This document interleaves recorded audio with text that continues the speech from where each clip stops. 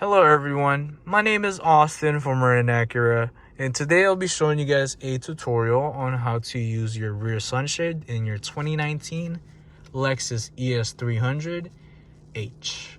So, in order to access this feature, what we're going to do is we're going to go to the center console.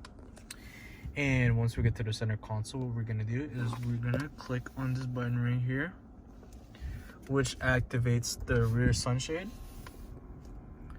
So what we're going to do, click on this, and let me show you guys the motion. And that is how you turn it on.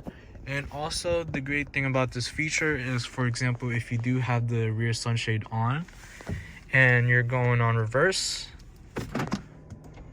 it will automatically go down for you, so you could have more visibility on reverse.